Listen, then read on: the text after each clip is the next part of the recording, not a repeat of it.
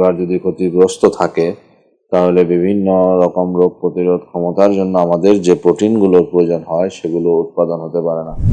আমাদের সবচেয়ে গুরুত্বপূর্ণ হচ্ছে যদি লিভার তা আমাদের শরীরে বিলিরুবিনকে প্রসেস করতে না পারে তাহলে সবার আগে আমাদের চোখ হলুদ হয়ে যায়, যেটি আসলে কিডনি ভালো থাকলেও লিভারের জন্য অসুখের জন্য কিডনিটি ভালোভাবে কাজ করতে পারে না বলে মনে করা হয়।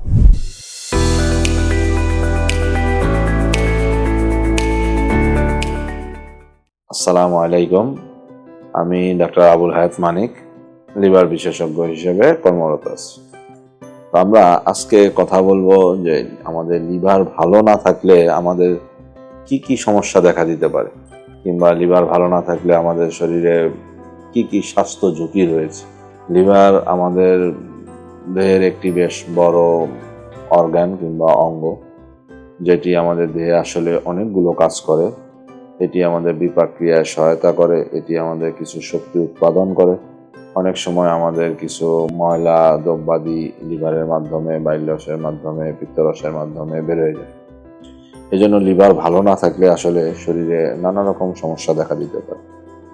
আমাদের সবচেয়ে গুরুত্বপূর্ণ হচ্ছে যদি লিভার তা আমাদের শরীরে বিলিরুবিনকে প্রসেস করতে না পারে তাহলে সবার আগে আমাদের চোখ হলুদ হয়ে যায়, ত্বক হলুদ হয়ে যায়, চামড়াগুলো হলুদ হয়ে যায়, তখন আমাদের জন্ডিস ডেভেলপ করে। এটি হচ্ছে একটি বেশ বড় অসুবিধা। 2 নম্বর হচ্ছে লিভার যদি কোনো কারণে খারাপ থাকে তাহলে আমাদের বেশ কিছু রক্ত জমাট বাঁধার প্রোটিন শরীরে তৈরি হতে পারে না। তখন লিভারে আমাদের চামড়ায় যদি কোনো কারণে খুব অল্প একটু আঘাতও লাগে তাহলেও দেখা যায় যে চামড়ার নিচে ওখানে লাল হয়ে গেছে কিংবা দাগ পড়ে গেছে। এটি একটি অসুবিধা হতে পারে। 3 নম্বর, যদি কারো লিভারের অসুখ অনেক দিন ধরে থাকে এবং এটি লিভার সিরোসিস করে ফেলে, তখন দেখা যায় যে রোগীটির পেটে পানি চলে আসছে, যেটিকে আমরা অনেক সময় অ্যাসাইটিস বলা হয়।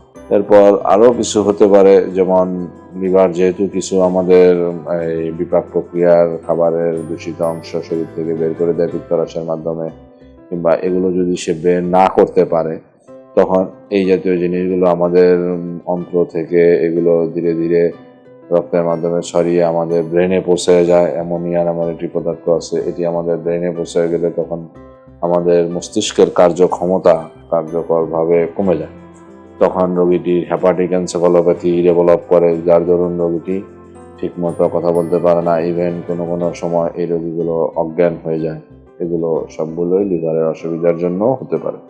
এছাড়াও লিভারের কারণে লিভার যদি ক্ষতিগ্রস্ত থাকে তাহলে বিভিন্ন রকম রোগ প্রতিরোধ ক্ষমতার জন্য আমাদের যে প্রোটিনগুলোর প্রয়োজন হয় সেগুলো উৎপাদন হতে পারে না। তখন আমাদের রোগ প্রতিরোধ ক্ষমতা কমে যায়, যার জন্য আমাদের ইনফেকশন হওয়ার সুযোগ বেড়ে যায়।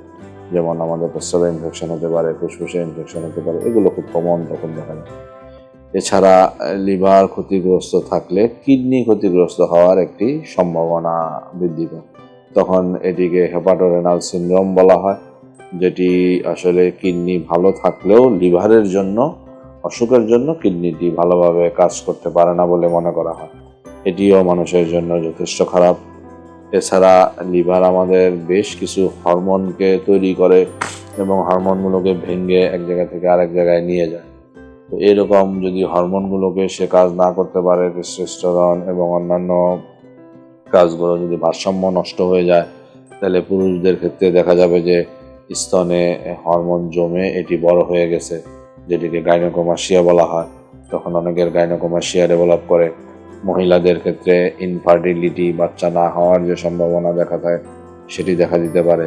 কারো কারো ক্ষেত্রে মাসিকের খুব অনিয়মিত মাসিক হয়ে যেতে পারে।